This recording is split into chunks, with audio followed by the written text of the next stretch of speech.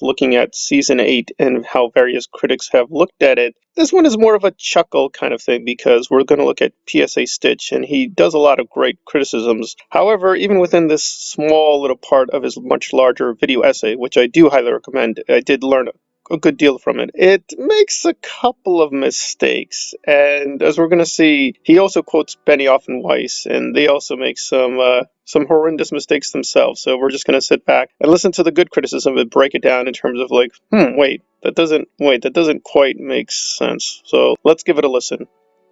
Suddenly, revenge is bad. Why is that?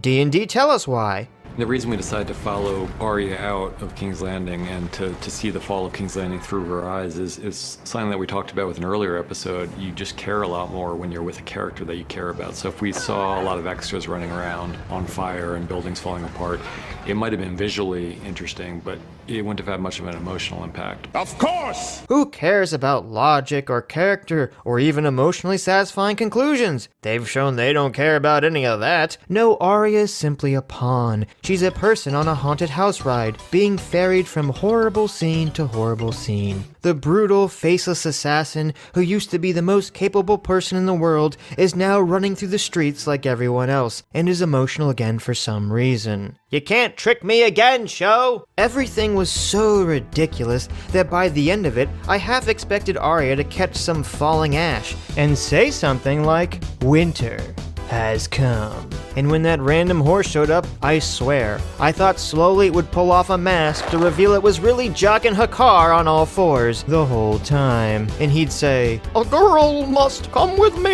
if you want to live." Then they'd gallop off into the sunset. How did it all go so wrong? Alright, so let's start off fair by looking at the critic and where the critic messed up. So, I believe he said, "Hey car," right? Let's listen to it again. That random horse showed up, I swear. I thought slowly it would pull off a mask to reveal it was really Jaqen Hakar on all fours. That random horse showed up, I swear. I thought slowly it would pull off a mask to reveal it was really Jaqen Hakar on all fours.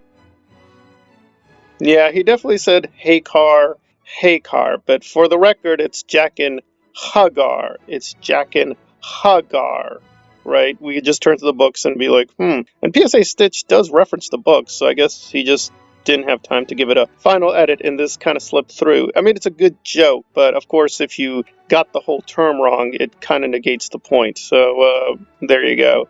I mean, again, we're only human, and Game of Thrones, of course, has already itself dozens and dozens of characters, and the books have hundreds of characters, so you're going to miss stuff. But again, we want to be super accurate. But now let's look at how one of the showrunners kind of flubs as well, and he sort of does a similar thing. Something that we talked about with an earlier episode, you just care a lot more when you're with a character that you care about. So if we saw a lot of extras running around on fire and buildings falling apart, it might have been visually interesting, but it wouldn't have had much of an emotional impact. Something that we talked about with an earlier episode, you just care a lot more when you're with a character that you care about. So if we saw... Right, yeah. Obviously, if you have a character you care about, it's a character you care about. That just logically follows. That's a tautology. You haven't said anything. You need to explain to us why we care about this character, but saying, yeah, it makes sense. If you care about the character and we follow the character, we care about the character because we care about that character.